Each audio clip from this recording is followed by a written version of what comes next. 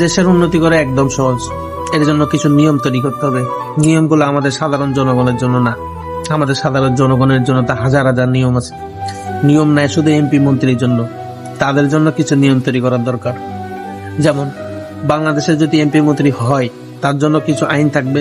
সেটা হলো, 1 নাম্বার যে তারা চিকিৎসা করার জন্য বিদেশে যেতে পারবে না, তারা চিকিৎসা বাংলাদেশেই করতে হবে। তারা এক কাজ করতে পারে, ভালো চিকিৎসার জন্য বাংলাদেশে বিদেশি মানের হসপিটাল খুলতে পারে, কিন্তু তারা যেতে পারবে না। 2 নাম্বার, তাদের ছেলে মেয়েকে বিদেশে পড়ালেখা করাতে পাঠাবে না, বাংলাদেশের সরকারি কলেজে স্কুলে তাদেরকে পড়াতে হবে। এখন সে এক কাজ করতে পারে, বাংলাদেশে তাদেরকে বিশ্বমানের কলেজ স্কুল প্রতিষ্ঠা বাংলাদেশে করতে পারে।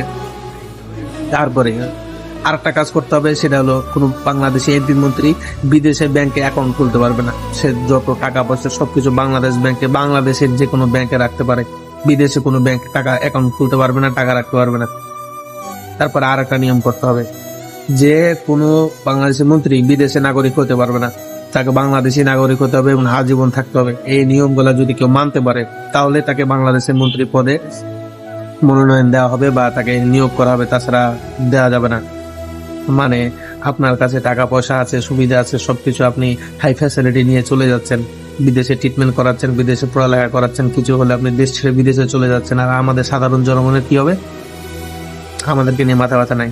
মানে চিকিৎসা করান উন্নত মানের, বাংলাদেশে সেটা মেডিকেল কলেজ খুলুন, হসপিটাল খুলুন, এখানে ট্রিটমেন্ট করান, এখানে পড়ালেখা করান, এখানে যা করবেন দেশের জন্য করতে হবে। যারা এই দেশের জন্য নিয়োজিত প্রাণ হতে পারবে না, তাদেরকে এমপি মন্ত্রী হওয়ার দরকার নেই। আর যারা এই নিয়মগুলো মানতে পারবে, তাদেরকে এখানে থাকতে হবে, এই নিয়মগুলো মানতে হবে, তাহলে বাংলাদেশ উন্নতি হবে। ধন্যবাদ সবাইকে।